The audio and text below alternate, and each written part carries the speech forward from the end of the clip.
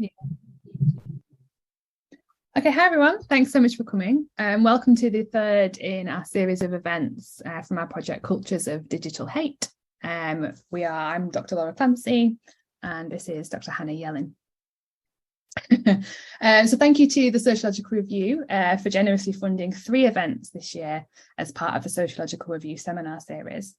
And they've also enabled us to set up a website for the project, which is now live, and Hannah has popped in the comment box. So you'll see future events. We've got another next week if anyone wants to join us on our Mad 2 weeks. Our published research and collaborators and resources we've gathered from elsewhere, as well as the videos of the previous events. And we'll be hosting videos of this event on there as well. So just be aware that we are recording today. You'll have heard Hannah turn that on just before.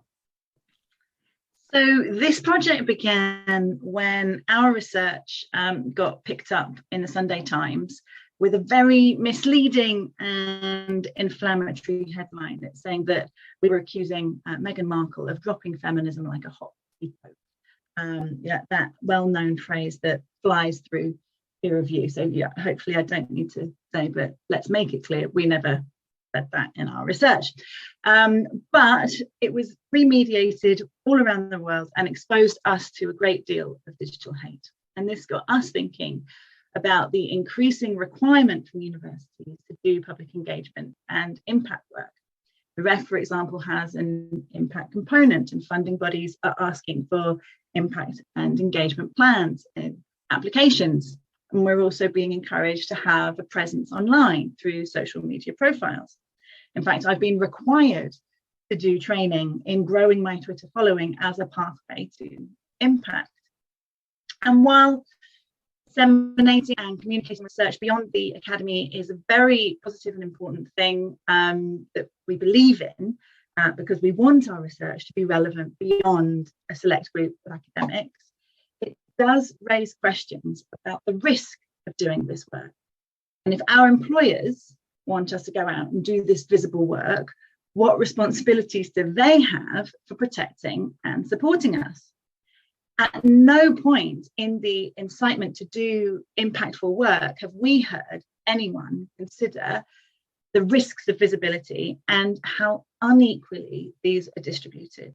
No consideration of who is most likely to suffer from digital abuse and hate, considering what we know about how misogyny and racism and transphobia and ableism operate online. Now, as part of the project, we have been undertaking a survey with academics on their experiences doing public engagement work and having an online profile. And the results that we've found, they mirror many of our experiences, which is mainly a lack of support from universities and employers when experiencing backlash. We've also found that many people's experiences are impacted by their identity. So, for example, scholars of colour found themselves receiving racist abuse, disabled scholars found themselves receiving ableist abuse, and so forth. So we've set up Cultures of Digital Hate, which educates, engages and consults on the pervasive social problem of digital hate. So it began with this focus on academics who are encouraged by their employers to have a visible public profile. And as a result, might find themselves subject to online abuse, harassment, and misrepresentation.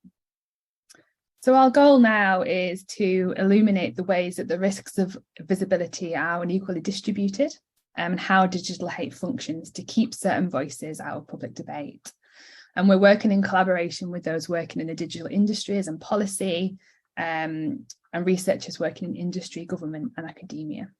And today we're really lucky to have 4 amazing experts from across academic disciplines and in policy to discuss specifically the framing of this within universities and the impact agenda which might push us to do this kind of work. So I'll just introduce you to our speakers today. So we've got Dr. Claire Sedgewick, who is Impact Officer at the University of Derby. Jess Wren Butler, who's a PhD candidate at Lancaster University. Dr. Gail Brewer, who's a lecturer in psychology at the University of Liverpool. And Dr. Zuleika Zavalos, who's an applied sociologist and senior policy researcher living on Gadigal land, so in Sydney. And we're sorry to say we did have two other speakers listed on the Eventbrite, but sadly they both couldn't make it today. So we had Dr. Zine Yao from University College London, and also newly doctored Dr. Keisha Bruce, who also couldn't be here today. So we hope they're both okay, and we're sorry to miss them today. So just a few matters on the rules of engagement today. So you can use the comment box for questions throughout, and we'll save time for your questions at the end. And just to note that disrespectful comments will not be engaged with, and people's right to exist on their own terms is not part of the scope of this debate. And we'll share a link to our next event, which is on September the 22nd. We'll put that in the chat. And please tweet about the event using the hashtag cultures of digital hate.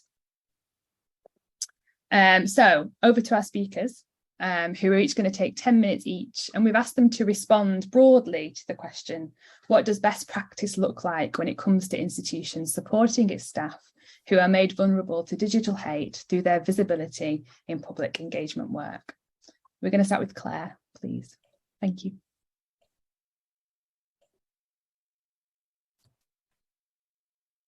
Good morning, everyone. Let me just do that awful thing where I have to wrangle with a slideshow. There we go. So yeah, first of all, thank you so much to Laura and Hannah for inviting me to speak today. And I'm going to be sharing my thoughts, as previously mentioned, on best practice when it comes to institutions supporting staff vulnerable to digital hate.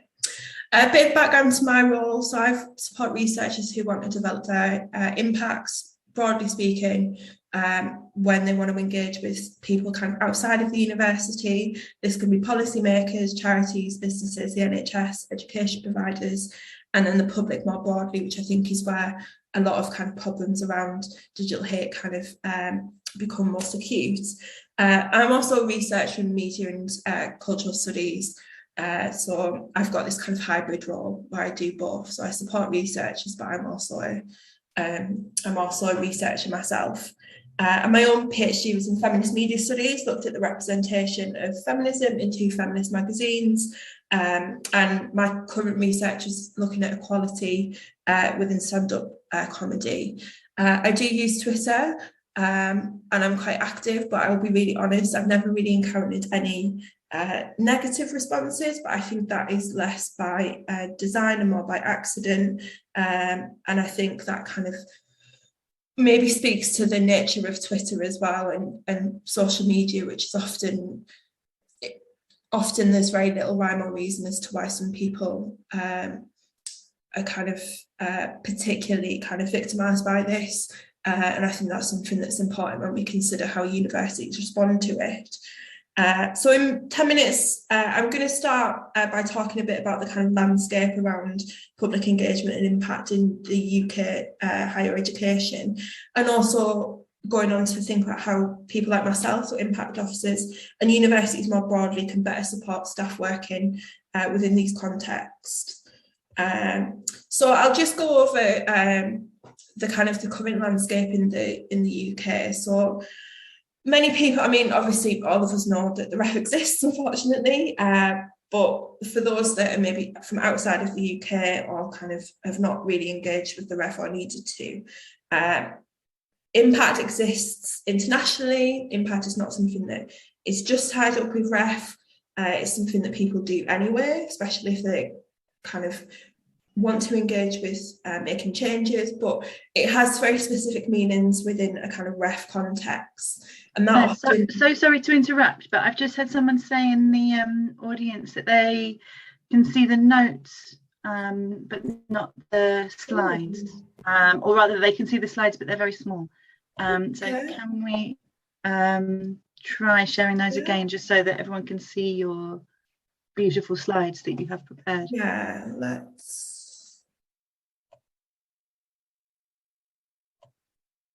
Is that any better? Yes, thank you. Yeah, great. Okay. It is Monday morning after all. It wouldn't be Monday morning without some technological glitch. Yeah, so as I was saying, impact means something quite specific within the context of the ref, and that has a massive impact on the way that universities kind of frame impact as well. So up until 2014, impact case studies were worth 20% of an institution's overall submission, and then 2021, so the ref that we've just had, that increased up to 25%. And the ref defined impact specifically as an effect on or change or benefit to the economy, society, culture, public policy or services beyond academia. But as the work of this project shows, we need to be careful about terms such as change and benefit, because whether something has had a benefit or a change means different things to different people. And some research is by its nature and kind of quite rightly going to be less, is going to challenge power structures, and this is obviously going to be less welcomed by those in power.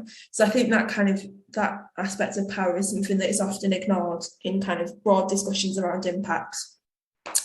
Alongside governmental processes such as the REF, there's organisations such as the National Coordinating Centre for Public Engagement, and they support institutions in encouraging public engagement.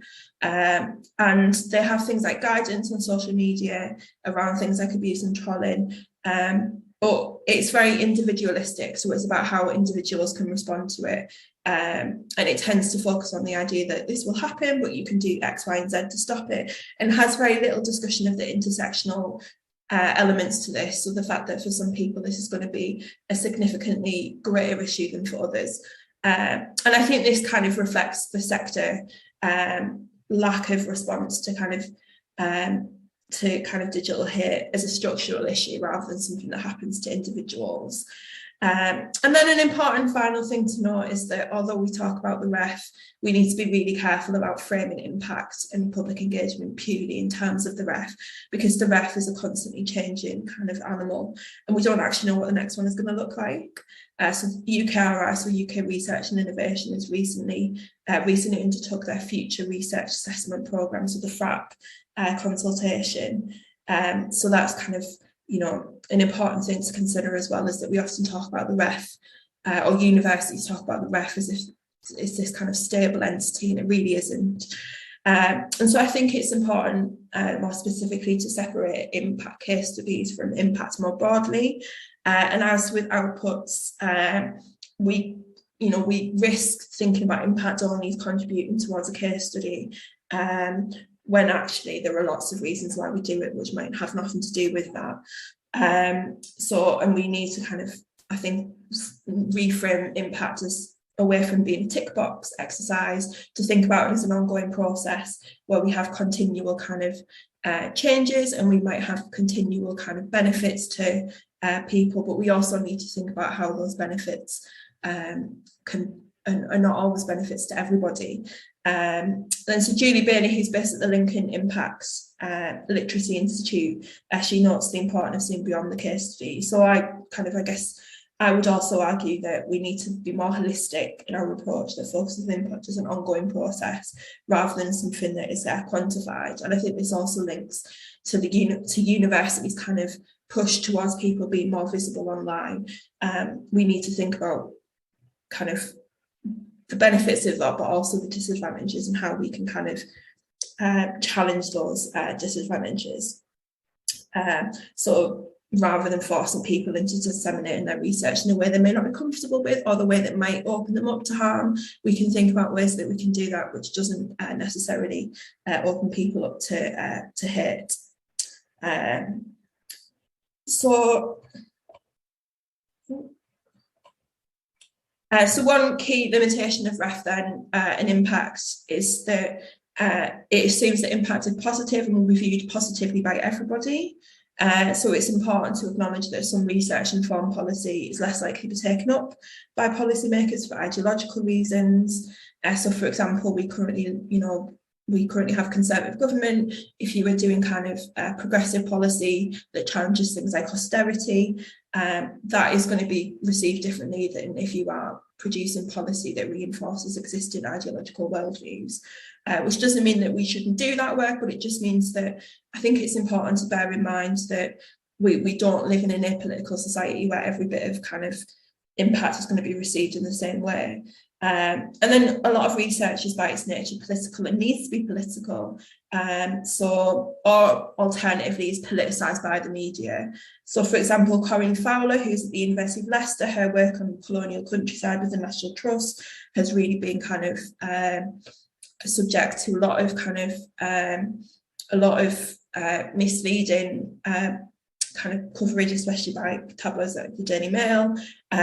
And similarly, there was recent coverage of work by historians at Gonville and Case College at Cambridge, and that was reported in the Times and the Telegraph, and they were basically looking at the college's links to slavery, but that is then kind of reframed alongside kind of narratives around culture wars and kind of quote unquote wokeness, which often actually massively simplifies what's happening and the reason that this work needs to happen in the first place.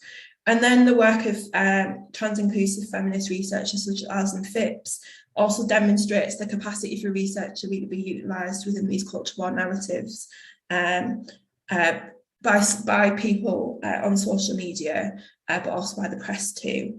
And then, as Derek and Benworth know, they have this really interesting concept of grimpact, which kind of looks at the fact that we can't assume that all impact is de facto positive. So what makes impacts positive to policymakers is a change is countable, it's quantifiable, rather than the nature of the change being positive or negative.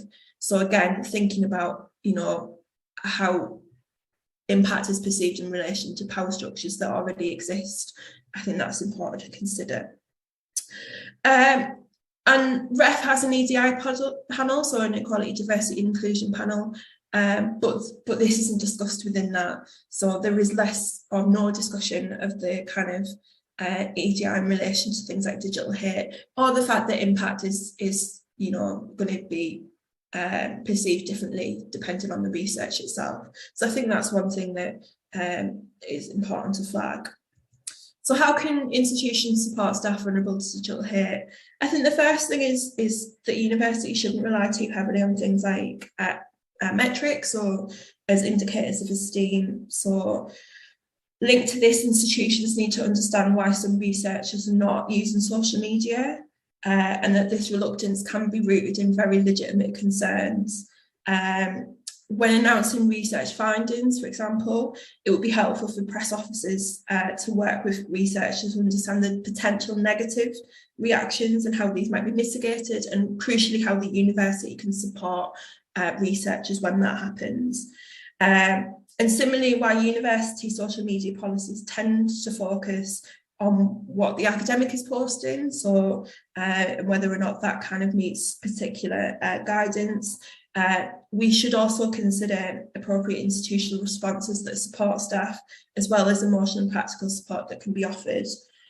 So I think this really kind of links to the fact that universities are asking people to do this partly because it's beneficial to them, but they should also consider how the kind of negative repercussions are something that they need to mitigate themselves. So it has to be kind of the benefits can't be one-sided, and just as the kind of the drawbacks also can't be one-sided as well.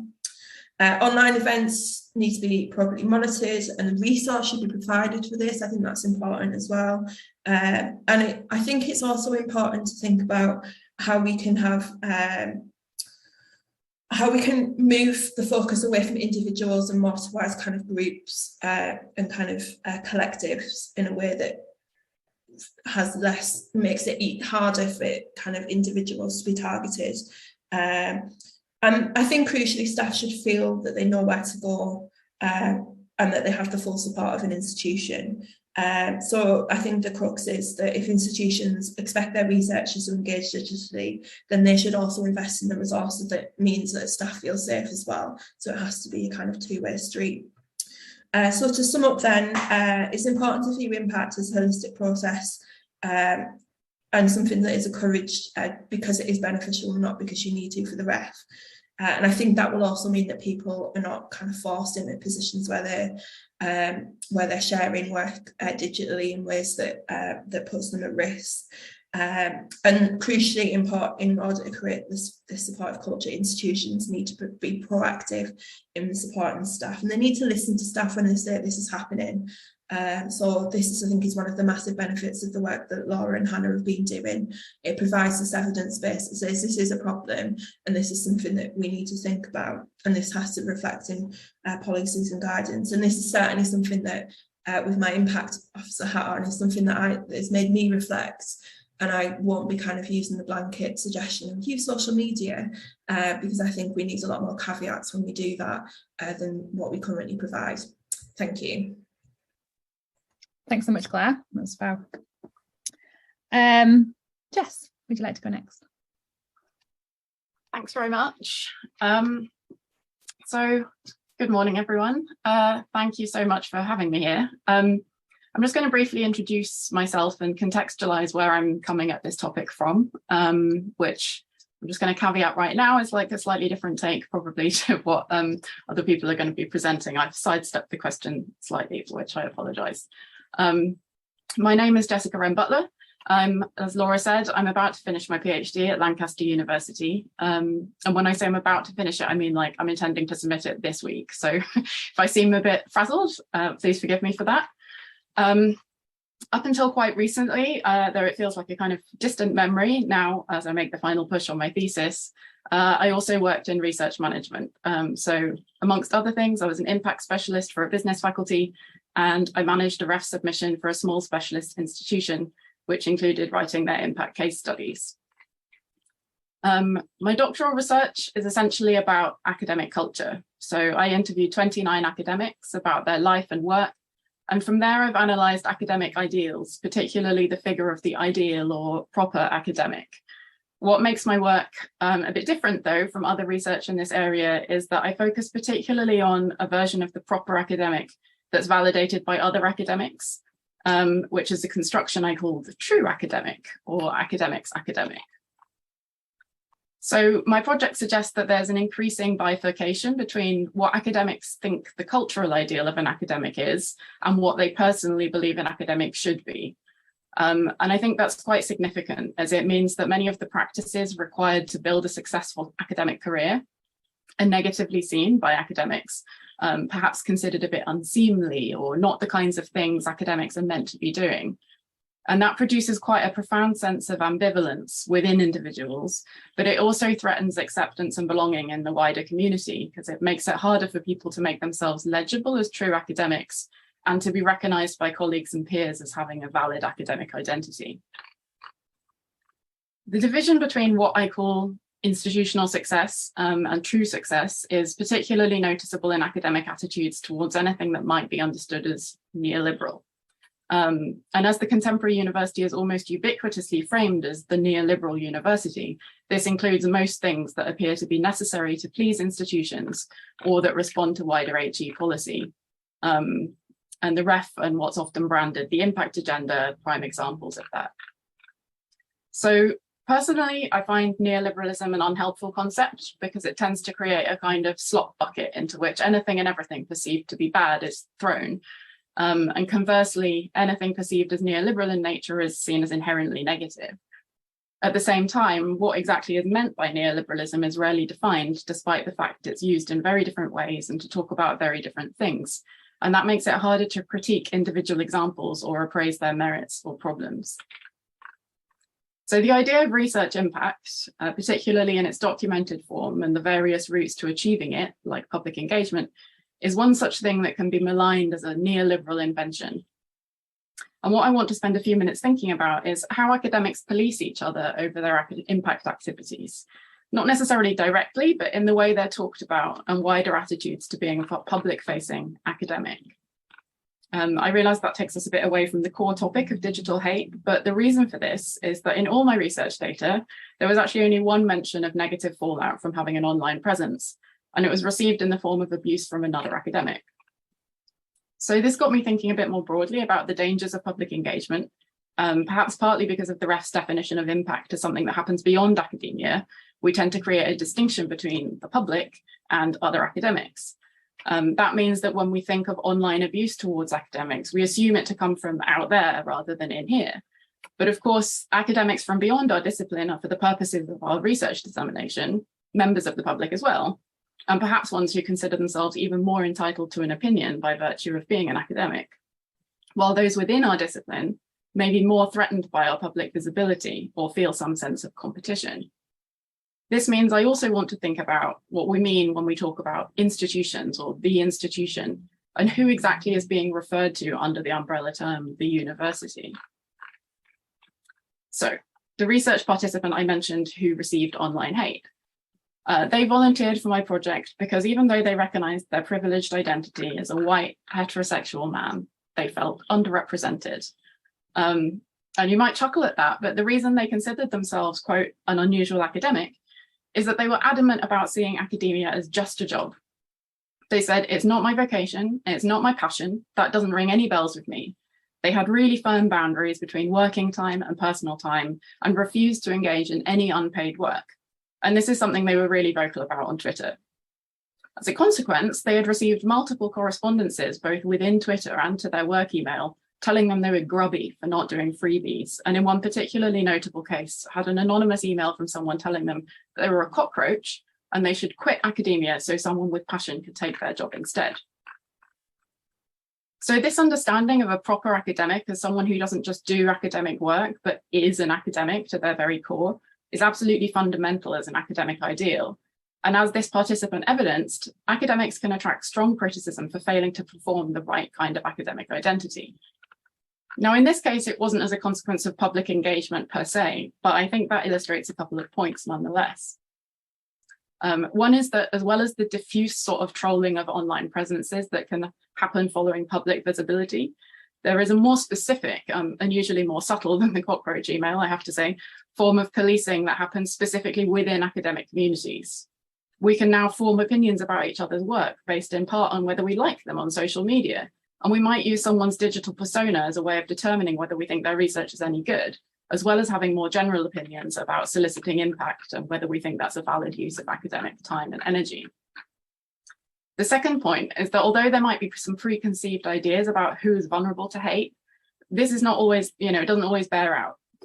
Perhaps particularly with intra-academia criticism, where there's a higher level of awareness of privilege, and those perceived to hold it might be held to higher standards or expected to perform humility so as not to take up more space. Those who are protected from public negativity, such as white heterosexual men, might be more likely to receive criticism from other academics for engaging in activities seen as self-promotional or that center themselves. So there are complexities to this. Just to be clear, this isn't like a won't somebody think of the poor white man thing, but my point rather is that vulnerability can be seen sometimes as something that sticks to particular people or is an inherent property of certain identities. But I interpret it more relationally. So like power, it's a dynamic, and therefore it depends on the context and who's participating in that context. Sometimes I think we can get a clearer view of problems by seeing how they affect the most privileged, which shows that they aren't just niche issues facing some clusters of people, but patterns that play out across the whole landscape or within the whole academic environment. In a career about early career imposter syndrome, Butler and Roulet talk about the difficulties of being too present in the media, of being in danger of being known more as a celebrity academic than for doing rigorous academic work, of being seen as selling out. One of their colleagues comments about one of the authors that they're the academic Beyonce because they have so many Twitter followers as a consequence of their public-facing work. And this throwaway observation is probably meant with fondness in that particular context, but nonetheless suggests a lower cultural register than that which academic work is supposed to operate in. There can be implications that public engagement cheapens research, that it's for the masses and therefore not properly academic, that it's more about gaining popularity or celebrity than doing good work, that it's all just part of being a good neoliberal entrepreneur or academic capitalist, that it's motivated by cultivating a personal brand rather than intellectual commitment, and is about individualistically furthering one's own career. So when we talk about what institutions can do to support academics, we need to think about what and who the institution is, about who exactly should be charged with responsibility for this support beyond this kind of what can the institution do. We need to consider where the hate comes from and on what grounds the hate is delivered, and how we all, as constituent parts of the institution, might be contributing to negative discourses around impact, around public engagement, that create a base level of anxiety around this part of the academic job, even before the public are ever encountered. These things make us more vulnerable to digital hate, not necessarily to receiving it in the first place, but to the impact of it once received, because there's this base level of kind of fear and uncertainty, perhaps, about whether this is proper academic activity and how it's going to go across. Now, making research useful beyond the walls of academia is not just a neoliberal marketing ploy or a response to the ref, as Claire helpfully pointed out. It's a fundamental part of what research is about. My research suggests that changing the world and making a difference are primary motivations for academics, and keeping research sequestered is unlikely to achieve this. So it's good, I think, that we're collectively thinking more about impact, even if we have some suspicion about the reasons it's become more important, and even if there are prevalent myths about which kinds of research can or cannot demonstrate impact. So I've sidestepped the question slightly, but I think it bears remembering that we are all the institution too. It's not just a top-down responsibility.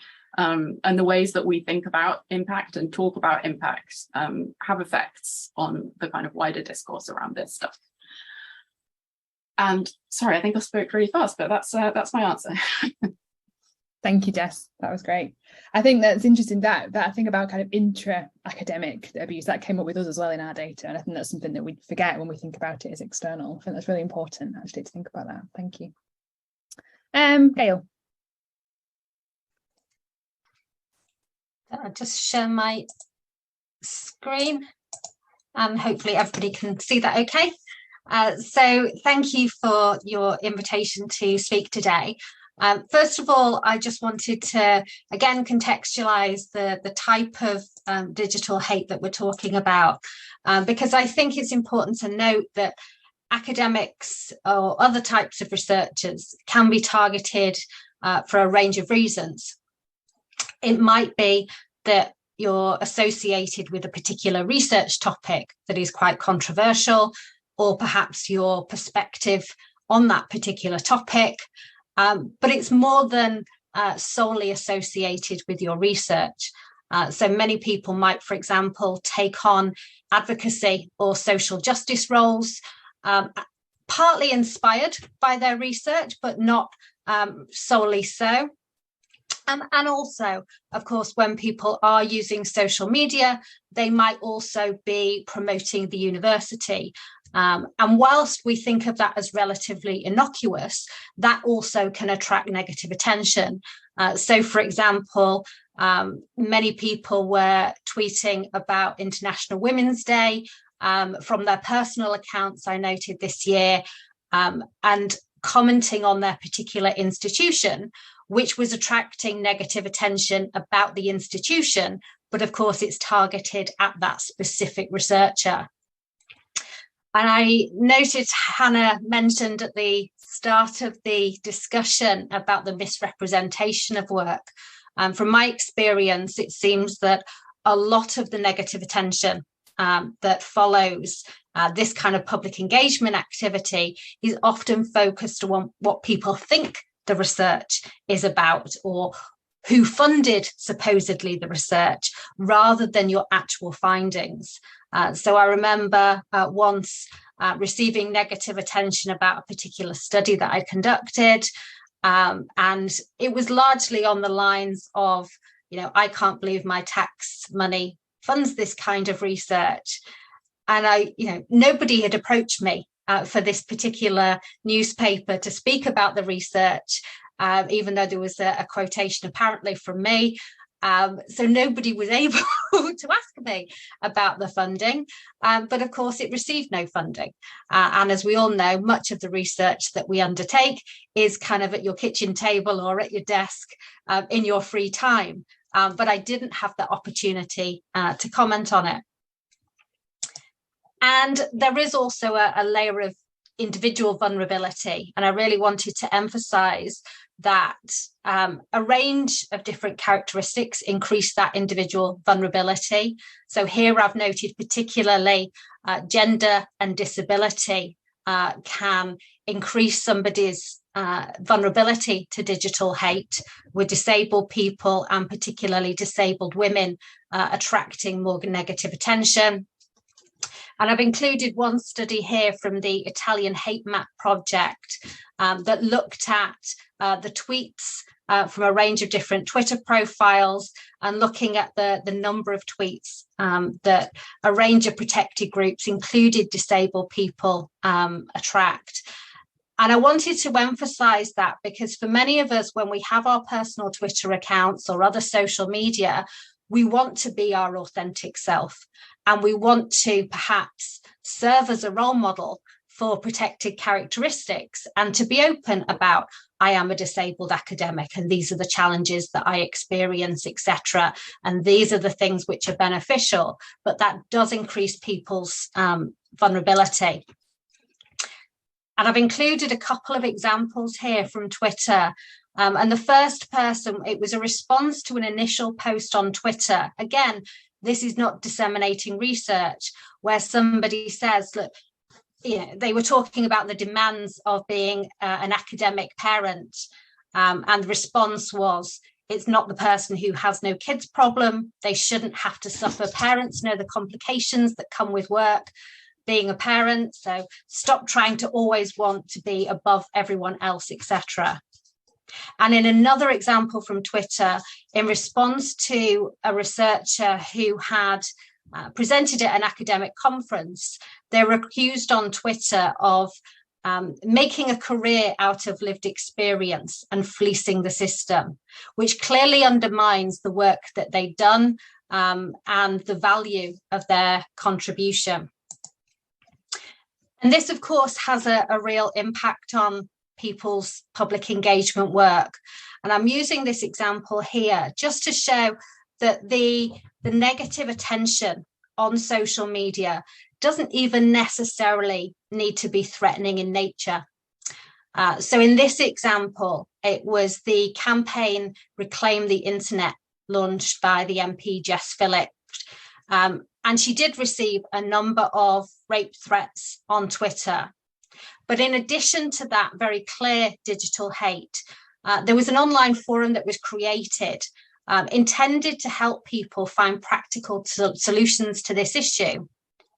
And it became dominated by a number of very anti-feminist men who were using the forum really as an excuse to put these lengthy commentaries on freedom of speech, which completely derailed the purpose and the utility of the forum. So it's a bit like when politicians use negative advertising to disparage their opponent. That person then needs to spend time perhaps defending themselves, which derails their original message, which is a huge problem if you're trying to engage with the public. So in terms of approaches to this, I would encourage people to consider the purposes of their dissemination. We often talk about public engagement in a very general way, but if it is that somebody is trying to get a message across, do you really need to be exposing yourself to some of this hate? Could it be more about, focusing on disseminating leaflets or apps? If you're looking for feedback, could it be to use sort of a structured survey or an email that doesn't use your name? It's not a personal account. Could there be social media accounts that are specific to a project and therefore not linked to you as an individual? And you can perhaps try to separate out that personal and professional, with multiple people controlling the account. And I've certainly seen some very successful things like Facebook accounts where there are guidelines for people who are asking permission to join that group, and these very clear rules of engagement which moderators will refer back to. And I'm not trying to suggest that it is entirely the academics' responsibility or even largely their responsibility to address this issue. I'm just going to discuss the institutional responsibilities. But I wanted perhaps to use this forum as an opportunity to to raise the question about what is public engagement, and perhaps do we need, if we don't feel comfortable, to expose ourselves, use our personal accounts, etc., to promote our research. So for institutions, I absolutely think that they need to provide guidance and support. But as part of that, I don't think it should be encouraging everybody to engage in public engagement if they don't feel comfortable doing so. Clearly, some people are more likely to be targeted than others. And I think that the academic, if they prefer, should be allowed to, share the information, for example, with a press office, who can then go about some of that public engagement. I think there needs to be additional support for specific events, like hosting a conference or a webinar, like launching particular research findings, because so quickly, as Hannah clearly explained, these can become, something which is out of your control. All it takes is one newspaper, one organisation to come up with a phrase, which is then clickbait and goes around the world before you've had a chance to be able to address that misunderstanding and misrepresentation. So I think it's really important for that to be controlled, and not for it to be entirely the academics' responsibility to try to drag that back and take control of the story. I think there's a lot more guidance that needs to be undertaken in terms of social media, but I don't think it should be all about the rules for the academics in terms of, stating that these are your personal views, for example. I think that there are also, there's much more that can be done in terms of expectations around social media. So we need to discuss things like the Rate My Professor websites, and not taking those into account when we clearly know that there are biases in evaluations. There are certainly those sorts of websites that used to encourage ratings of hotness for academics, which completely undermines their academic reputation, and of course is more of an issue for, let's say, women who might be the targets of that kind of misogyny. And then finally, I want to make the point that whilst academic institutions have a responsibility to support their academics, I think it would be naive to expect only institutions to engage in this work. I think that disciplines, if they are expecting their representatives effectively to be conducting research and to be engaging in this kind of social commentary and advocacy work, they also need to be supportive, as do the funders, if they are making this an important part of the funding prerequisite.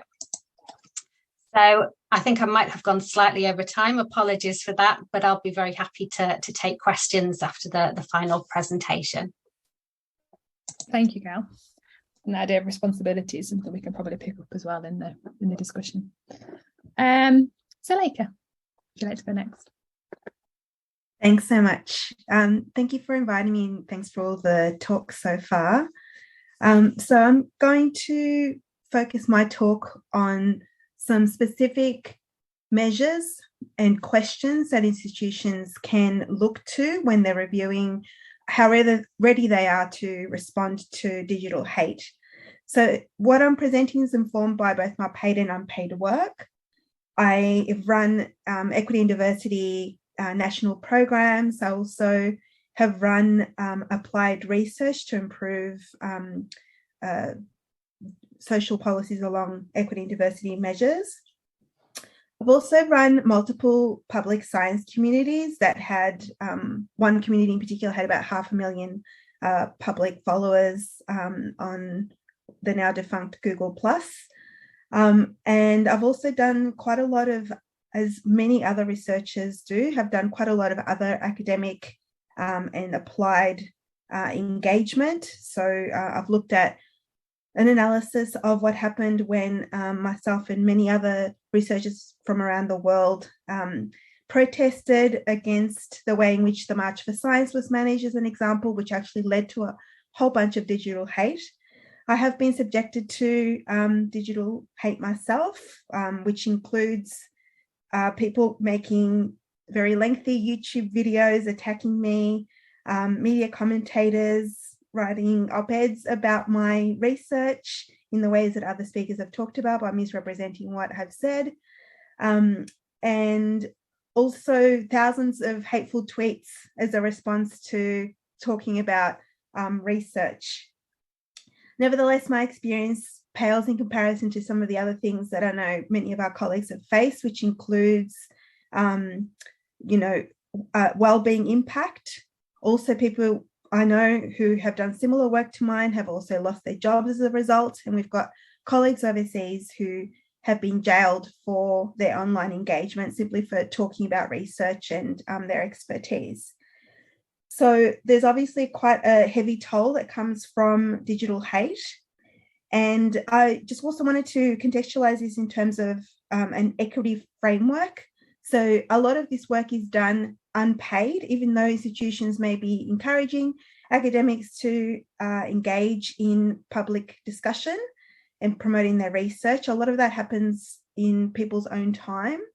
And additionally, a lot of researchers will engage in public education. And we've seen so many examples where it's been vital and important for society. We've seen it happen over and over throughout COVID, for example. But then again, many colleagues have been subjected to extreme public abuse as a result. So there's multiple impacts, not just on white women and minorities who face additional burdens due to digital hate, but there's also the unpaid work of doing this engagement, as well as the unpaid time to manage the digital hate, and also the emotional taxation that comes along with managing this and the impact on the individual, as well as there's an impact that happens to communities, because there's a benefit when researchers are engaging with the public, but when in particular the public can see that white women and minorities in particular are being attacked, there's often a reverberation, because then their followers become attacked, particularly on social media platforms. So for all these reasons and more, it's important that institutions are proactive in engaging digital hate and not just waiting until things blow out of proportion, but having a checklist. So there's also a duty of care. All institutions need to support academics and researchers when they face public harassment. And it is an occupational health and safety issue. Just as if somebody was to walk through the door on campus and begin to disrupt a workshop or a lecture, it's the same online. So I think because we still have, even though having an online presence is such a big part of all of our lives, I think institutions still treat online behavior as something that's separate rather than seamless part of our lives. And so we need to think about if an institution wouldn't tolerate having people disrupt campus with shouting and abuse, then they really shouldn't be tolerating that for staff and for students when they are engaging online. Institutions can't hope to reap the benefits that come from public engagement without thinking about their safety and wellbeing issues. So I've got a list of some considerations for institutions. And the main one that I wanted to start off with was actually prevention. So what preventative measures that just institutions have in place? So for example, is there a zero abuse policy? What does that look like? Are there concrete examples about what a zero abuse policy looks like, including for online spaces? Thinking more at policies. Is there a clear anti-harassment policy in place that can be seen online so that the public can also access it? And does it actually also cover public engagement in online spaces? Does it spell out the consequences for public attention, both for staff students and also the public? And are there ways in which threats can actually be escalated as part of these policies? Does everybody know what they need to do? Because often what happens is when an academic or a researcher is experiencing online abuse, there's often a lot of confusion. They don't know who to go to, and they end up having to talk and tell their story multiple times. They get told to go to the police when things are quite pronounced, and they just kind of bounced around. So having clear policies that everybody can refer to is important.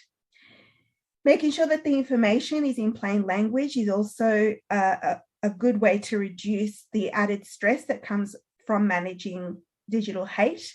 Making sure that the information is also accessible to people with disability, making sure that there are translations for minority groups as well. And also just remembering that we're not islands, so researchers who have been attacked, there is reverberations for their families as well. So do these policies have in place some checks and balances so that loved ones can also understand what help might be available to them when they're dealing with the consequences of digital hate? Because it's not always just people sending you abusive emails and nasty tweets. A lot of this online hate has an offline component where people will be targeted at their homes. What about education? So do staff and students know where they have to go if they're experiencing an online abuse? Is anti-harassment, including digital hate, part of induction for staff? Are there regular briefings so that staff, faculty, and executives know what they have to do, what their rights and responsibilities are? So having regular information sessions so that everybody knows what where to seek help. And also promoting case studies that clearly show what type of help is available for staff, which can be disseminated via online newsletters, blog posts, and through other mechanisms. What support is available? So in terms of counselling and additional specific personal leave for faculty, staff, students who have been persecuted by digital hate. A lot of this burden, again, comes back to the individual, and that shouldn't be the case.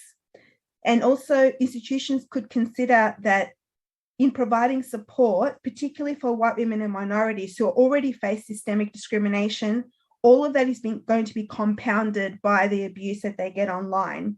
So it's important that that support is, again, preventative and proactive, and that everybody knows what resources are available to them. Does the institution have clear safety plan? So academics and staff know exactly what they would need to do if they are experiencing digital hate.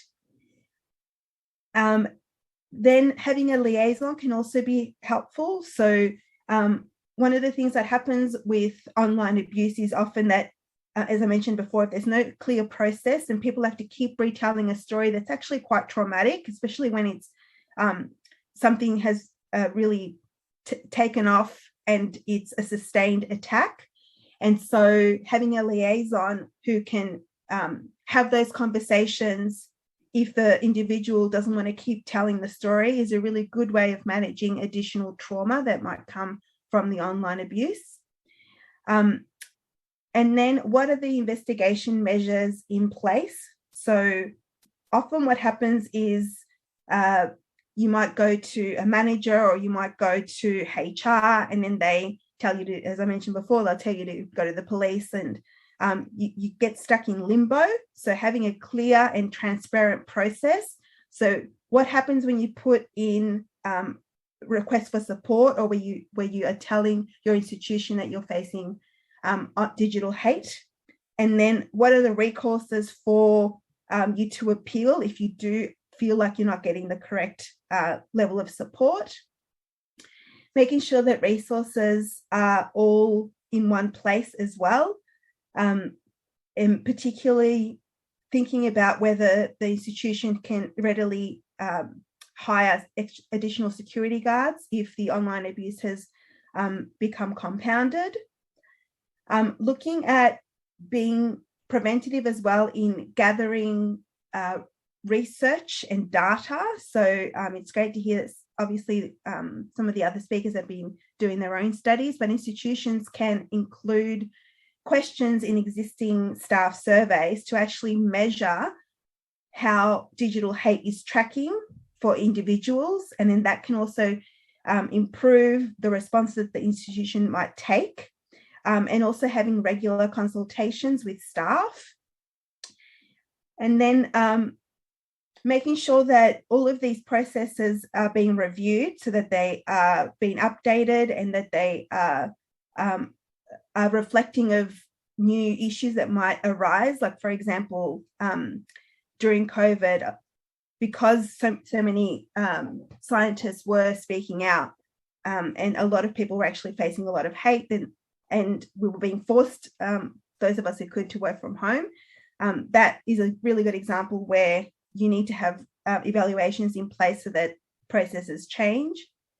And then finally, just the process of reflection and decision making. So, for example, having an inclusion task force. So we should have executives in institutions who are monitoring what's happening with digital hate, and that should be informed by the data that is being collected, but also they should have visibility of how many people are experiencing digital hate, and then what were the responses. Is the person happy? Is the person safe? And just to finish off, I guess institutions should be thinking about that process of accountability, because by continuing to push online hate management to the individual, we're actually creating a lack of safety for researchers, but also for the students and for other members of the community who count on those researchers. Because obviously researchers who do this type of work are also doing other sort of pastoral care and mentoring on top of their day jobs. And so the reverberations of online abuse are quite pronounced, and institutions should be thinking about how to review these processes rather than continuing to tolerate it in effect. Thank you. Thank you so much. That was excellent. Thank you, everybody. That was really interesting. I think they all kind of complemented each other quite nicely as well. Can I just encourage people in the audience, if you want to ask a question, you can pop it in the Q&A. We've got our eyes on that. While we before we start our discussion, I also just feel like it would be good for us to acknowledge the gaps in the conversation today because of the gaps on the panel. So we were going to have Keisha Bruce and Zina Yao here to talk about both their research and their experiences. And without their voices, I think there are gaps in the conversation, specifically from Black academics about anti-Black sentiment online and so forth. Yeah, thank you. Make visible the gap. And I think Zine was going to talk about Black academics experiencing backlash for comments on the Queen's death as well, which would have been a really interesting conversation, I think. And timely, yeah, very timely. It's a shame. Does anyone on the panel want to ask each other questions as well? I'll open it up. If not, we have a couple that we can ask. I don't want to just take over the conversation.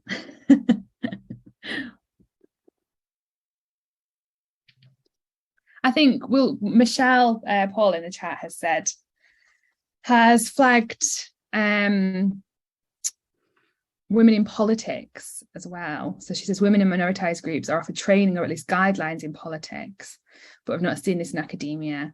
And I think the other one that Hannah and I have been thinking about quite a lot is journalism. And kind of how all of these different kind of areas of work, how we might want to compare them in terms of this idea of visibility, actually, and not thinking about academia as something separate, but thinking about something that has visibility built in. Yeah, before my field of research was celebrity studies before this, and actually a lot of the frameworks for thinking about visibility there are surprisingly helpful when you're thinking about academic work. And these are two kind of careers which you would not think would have useful shared frameworks. And similarly, Michelle, thanks for coming, and I are working on looking at women in the public eye in positions of power, so we're women politicians. So there is this useful way of thinking about how visibility affects academics, journalists, politicians, and celebrities. An unusual kind of group to put together. Gail, did you want to come in? I was just going to note on that there is research looking at the experiences of journalists, with female journalists about 2 or 3 times more likely to receive abuse, including threats of sexual violence.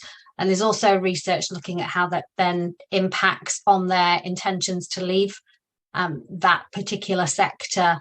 And I think that, for everybody experiencing this kind of abuse, that is one of the consequences. And unfortunately, we often don't hear about the experiences of people who have been treated so badly that they have decided, for example, to leave journalism or whichever specialism they're in. Yeah, I think that really links, Michelle has added to the chat about, and this kind of links as well to, I think, what drew all your presentations together, this idea of responsibility and who has responsibility. So Michelle has said in the guidelines and training, the onus is very much on women and minoritized people themselves to modify what they do to ensure their own safety. And I know lots of you spoke about actually lots of different groups who kind of might have responsibility. I wonder if we want to, does anyone want to come in and maybe kind of say a little bit more about, who has responsibility? Is that in any one place? Is there kind of people who need to come together?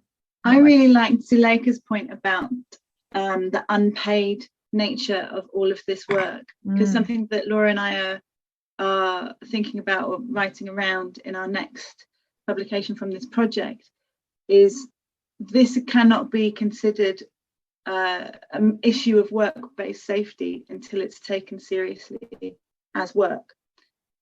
It's not on our workload plans. It's not considered. It's not written into the job description when we take the role. It's not seen as work. It's not made space for as work. So no employer is going to say, well, we have our work-based safety to make sure that a blind doesn't fall on your head in the office. But to think about work-based safety in an intangible online space, we're so far, I think, far away from that. Claire, did you want to come in? Yeah, I think just to echo, I think Zuleika's point about it being a health and safety issue wasn't something that I framed it as before, but I think that is what it is, isn't it? It's a health and safety issue, and I think it's incumbent on universities to have really robust policies in place, which I don't know of any that do at the minute. I just don't think it's something that people have thought about. I think they get individual occurrences and they think, oh, we should do something about that, but don't necessarily make the link and think, actually, we need to be proactive and preventative about this. It's not something that we expect, as I said, we can't expect people to engage, but then kind of wash our hands when something negative happens, because the rules of engagement then are so kind of skewed towards the institution, and that is fundamentally unfair. It's definitely something that I'm going to go away with and have conversations with the people that I work with, because I think a lot of the engagement the researchers that I work with actually isn't social media, because I work with a lot of healthcare professionals, and what they want to do is kind of work with clinicians and practitioners. But for other colleagues, I think we need to have these conversations, because we can't just kind of blindly say, have you tweeted about it? Because, as this project shows, that's not always something that people can do kind of easily and without kind of threat. Yeah. I think we were recently told about, I'll put it in the chat. Sorry, I never know how to use Zoom. We were recently told about the Science Media Centre as well, which is which was set up after the reports, after kind of the misinformation around vaccines apparently causing autism, and it was based off dodgy research and etc. And this was set up as a way to kind of mediate between the media and scientists, and as a way to kind of stop that misinformation, because of course that has incredibly damaging effects when it's about health and stuff like that. So that's a really interesting example actually of kind of an external body coming in and kind of being a mediator for that kind of process. I mean, I don't know if anyone has any thoughts on kind of this idea of, is it better to have, it's almost like an independent body. It's like Ofsted, like we need an independent body kind of coming in to maybe have these discussions that's kind of separate from, it doesn't have investments in the institution, it doesn't have investments in the individual. Like, is that a potential solution? I don't know, I'm thinking aloud here. I just think there's so many kind of factors that we need to think about. It's interesting because a lot of professional associations obviously want their members to engage, and they often will have media databases, and they get contacted for names by journalists, and that also leads to a whole heap of potentially online abuse.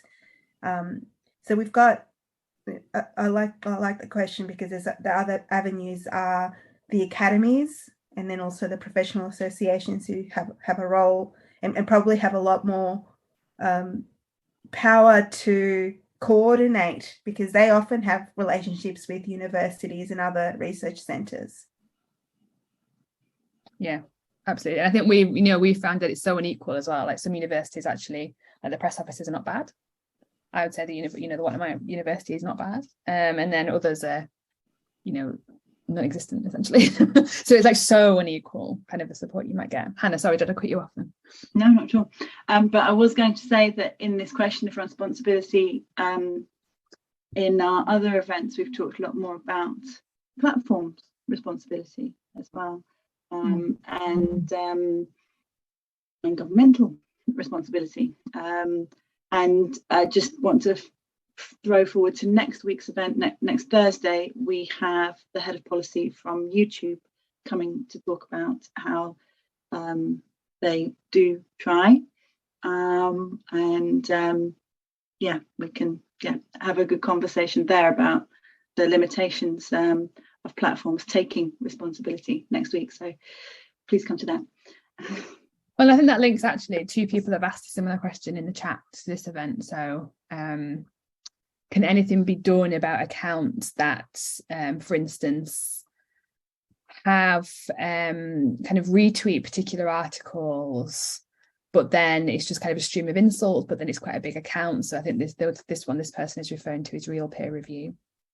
And then someone else has asked, I've lost it. Oh, it's here. How do perpetrators and the platforms that profit from it, how can we hold those responsible? And actually, are police or government responses effective or adequate? I don't know if anyone can speak to that. I know no one's research here is in social media, but perhaps someone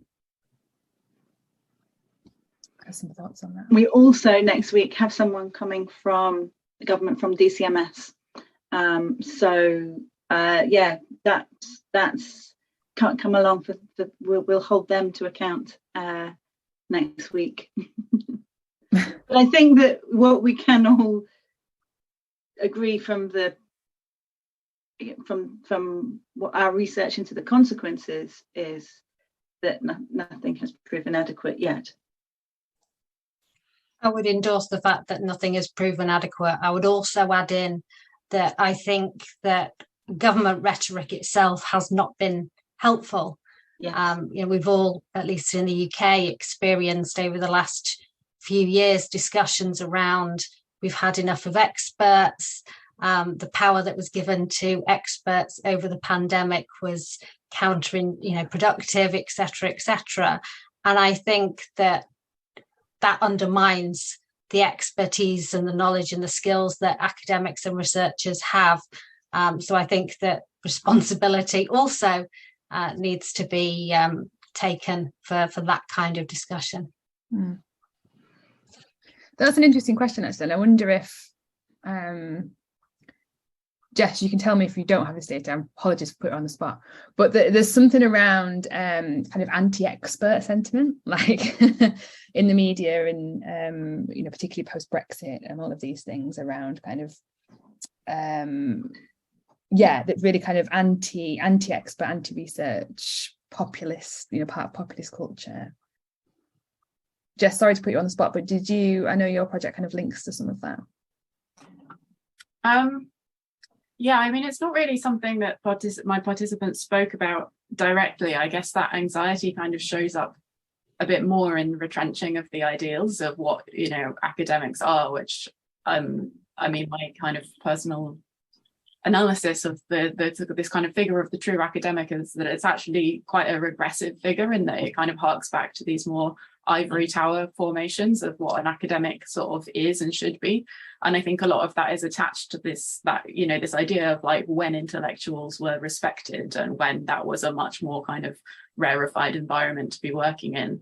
And that is in some ways, kind of snapback, pushback on this kind of removal of respect, I guess, in some ways, from the academic profession and what academic status means and what expertise means. And that's all very jumbled up, you know, because there's also a lot of scholarship, particularly from feminist quarters, that would say we should definitely interrogate, you know, the constructions of expertise and authority and who has the right to kind of cast themselves in that kind of position. And we shouldn't uncritically accept everything that, you know, is kind of branded as being expertise, but then it's gone into this very, very far in the other direction kind of level of just like, oh, we should just listen to what our next door neighbor or some random person on YouTube says instead of anyone who's actually done any, you know, real research.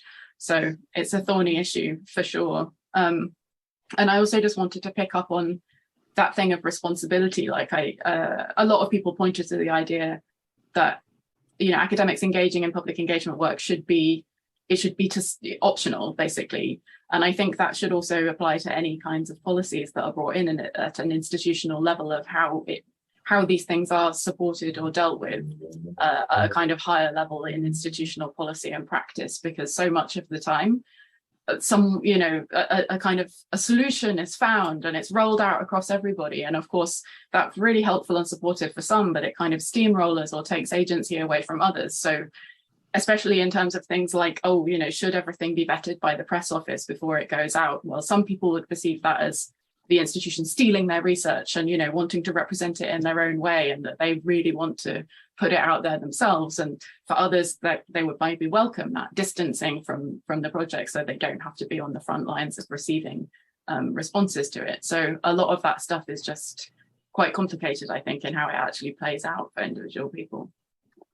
Yeah, really interesting. And of course, the institution might have its own agenda and what it wants you to say or not say, or kind of what, you know, tell you how they want to edit it or whatever.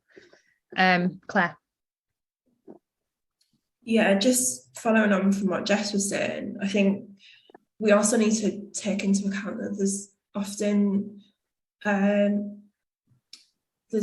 especially with kind of particularly, I'm just thinking about kind of the Sussex and the kind of discussions around kind of transphobia and kind of how that ended up becoming the university kind of almost, it seemed like the university almost picked a side when there was two researchers, and that, so what do we do in those situations where this might actually be researchers in the same institution, in a way that doesn't mean that one researcher feels like they've been kind of left to deal with it on their own, and another researcher feels like they get the backing of an institution, based, I think, on what Laura was saying about what the institution kind of represents or wants to support. I don't think that's more of a kind of like posing a question. I don't know, I don't have an answer to it, but I think we need to consider that, you know, universities have to sometimes support things they don't necessarily agree with as well, which I think comes into Charlotte Brunson's question around, you know, what around kind of, you know, this idea of kind of politically unsympathetic things. How, you know, I think there was a question there about how you navigate that as well when you've got these kind of intra universities kind of discourses, and how they then get co-opted and picked up, especially by the media, and framed in very specific ways. They almost want to kind of make it into a kind of, you know, it becomes almost like a fight rather than a kind of an intellectual discussion. So yeah, so I just wanted to kind of highlight that, because I think it's something that needs to be thought about in institutions, and kind of universities come up with policies as well. I think when we started this work, in our first article, we realised that we were needing to engage with rising populism to talk about it. What we didn't realise, which is emerging more through the interviews, the in-depth interviews that we've been doing as well as the survey, is that so much of this question of specifically academics and online hate means we need to interrogate our current moment of culture wars as well, because so often it's like a blow-up moment, like Claire described, around questions of transphobia and which of their academics Sussex supported. So many of the moments. So I mean, I think also you brought up Corinne's work on the National Trust. These are Twitter-storm culture war moments where an academic is actually in the crossfire for something that is raging hatefully in society online already. And we need to locate what we're doing in understanding that that's the context that we're being put into. And I think maybe we could reflect a little bit on the type of media as well. So while I don't think this is new necessarily, and this also came up in our interview, I don't think this is new. I think digital media changes the tone, not the tone of it, but it affects how it kind of circulates, I think. Because of the ways it rewards polarization. Yeah, so things like clickbait, for example, I think. But also even just the intimacy of it, I suppose. Like the intimacy of, I think you all kind of reflected actually in interesting ways, like if you have your own face, for example, on your social media, then it becomes very personal, doesn't it? It's kind of not just, it's not your institutional page, it's kind of your thoughts and your feelings, and how that might blur then with kind of personal life and work, and how those things might not necessarily fit so neatly. We have a few more comments and questions in the Q&A. Shall I go through some of those? Oh yeah, sorry, I didn't scroll down, so I didn't see them. Yeah, no worries. Have we shared Amy Russell's experience? Because I think this is really interesting as well. So Amy Russell says a troll Twitter account picked up an article of hers. It was flagged as massive engagement. This is really interesting, and it was also the same in the Sussex example. Sussex submitted impact case studies for REF based on all of the kind of noise around both academics involved in this horrible culture war. So the idea that Amy puts here is that with what are our metrics? Are we calling that a success? Are we calling getting caught in the crossfire of an abusive culture war success? And on a crude metrics level, yes, our institutions can submit these as success stories without considering the harm perpetuated not just to the individuals involved, but also communities' characteristics are being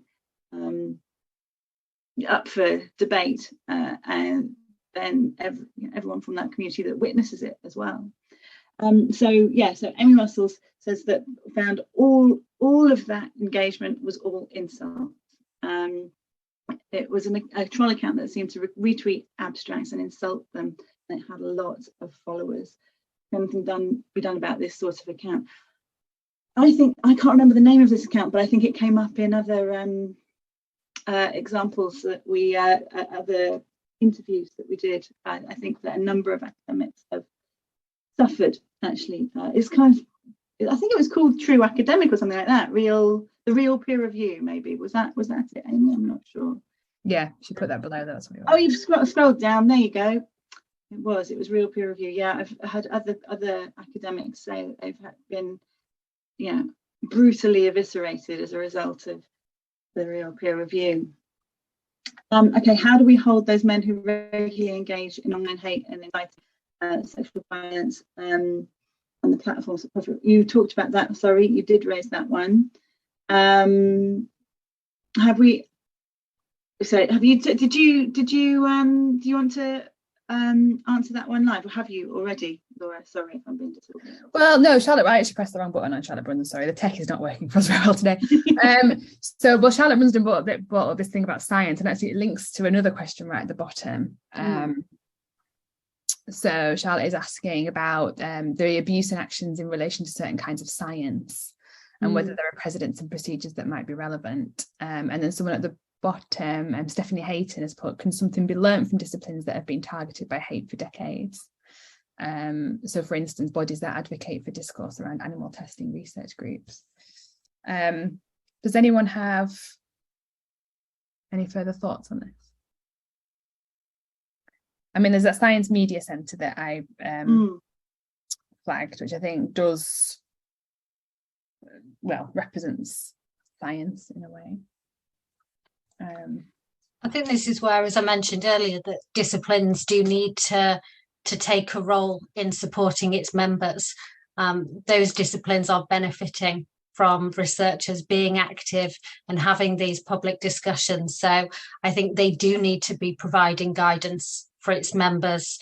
And where there are some of these debates, to be actually, having a formal contribution, rather than it perhaps falling to specific individuals who are more likely to experience that particular debate. I understand that some professional bodies are reluctant to step up in that way, but I do think it's important.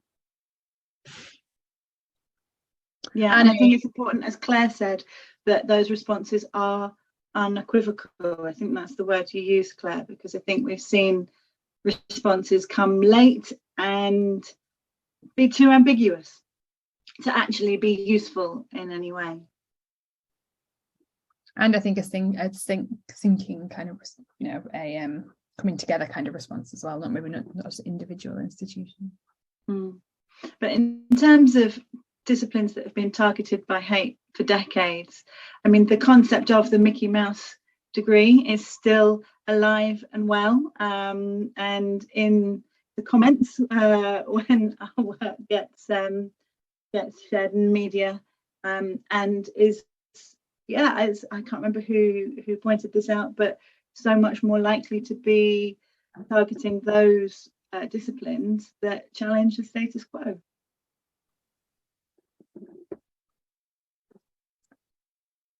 Does anyone else have anything to add that we maybe haven't? We haven't talked about Amy Russell's second point about individualism, which came up in a number of the presentations, isn't it?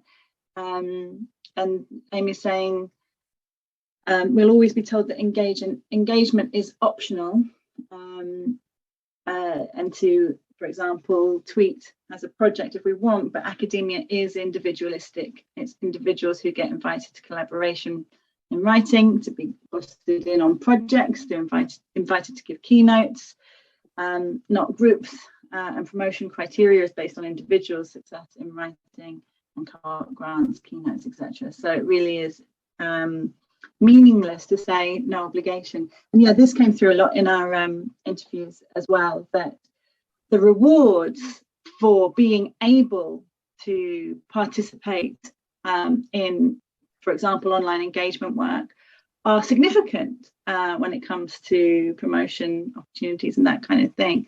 So when we're talking about the kind of policing going on that keeps certain voices out of those spaces or creates additional safety labour for certain groups to be in those spaces, that is not, that's not taken into account at all in promotion. There are real material, financial rewards if you can participate, and therefore penalties if you can't.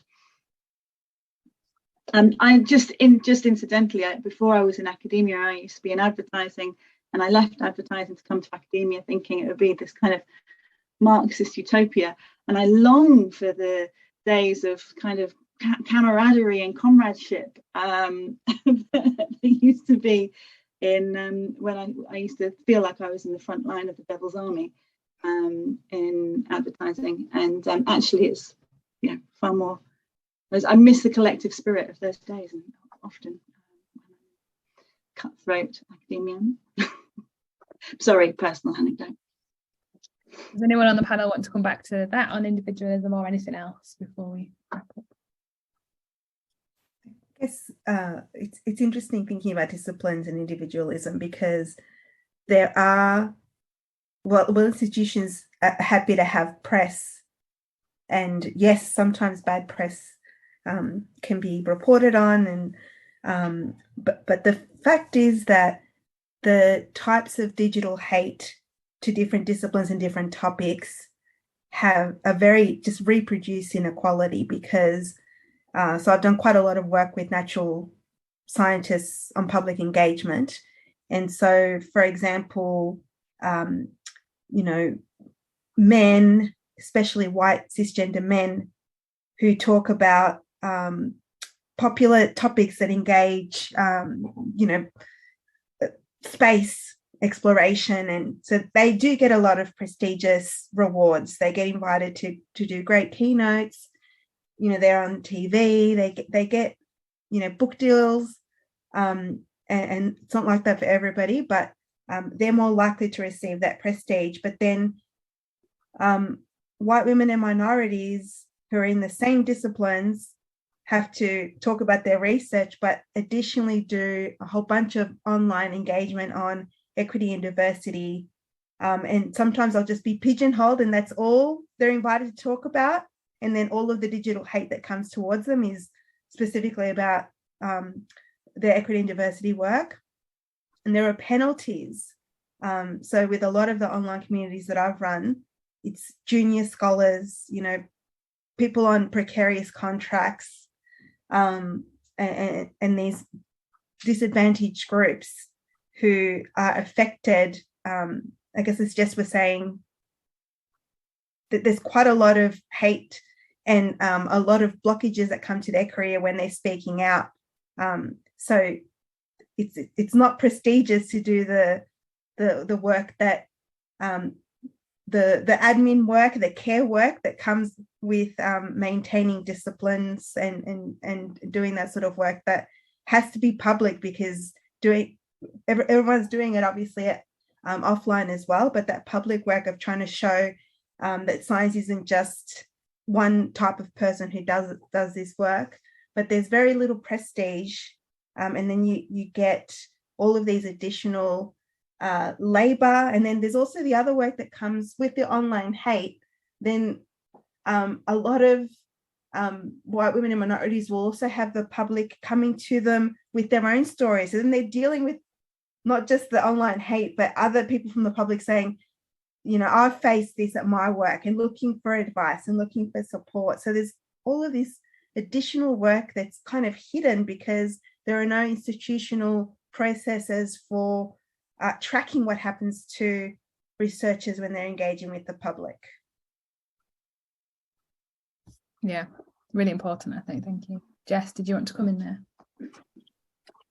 Yeah, just related to those points, actually, I think, it's interesting. I think it's been touched on a couple of times, but it's interesting to think about people's research area as well, and how it's much easier, even for someone of a minoritized identity, for example, to talk about something sciencey, or something that's not so much related to personal identity, whereas a lot of people, particularly in the social sciences, work on aspects of research that are very close to their world, to their experience, and that adds like a whole different level of a whole different tenor, I suppose, to the kind of hate that's involved in that, or that how personally we take that as being a kind of takedown of us, as well as the research that we're doing, and how that kind of flies in the face of this whole idealized concept of, academic debate should just be rational and kind of intellectual, and we should all keep this nice, healthy, objective distance and talk about things on just their kind of scientific merits. But of course, that belies the very deep investments a lot of people have in what they're doing. And I think, we've pointed out how certain groups are always already more likely to be the targets of online hate in a racist, sexist, transphobic, ableist society, but also they're more likely to have already experienced trauma. So we interviewed some people involved in the 1792 project that looked at sexual misconduct within universities. Those kinds of social justice topics, people often research those because of personal experiences that have been traumatic. People who are more likely to be excluded because of their characteristics might have trauma related to that. So there's also a question of re-traumatization when they are asked to participate in media interviews and so forth, and then expose themselves to unkind responses. I see. So last question from the Q&A, Amy Russell points out, what about things like Athena Swan or the Race Equality Charter Mark? Are they responding to this problem? No, but good point, we should meet with them. I can see it's 31 minutes past, so thank you so much for staying with us, even though we ran over. Thank you so much to our incredible speakers for sharing their expertise and their experience. We'll be back next Thursday with DCMS, YouTube, and some other fantastic academics. Please join us then. And yeah, thanks again for our fantastic speakers. Thank you. Bye.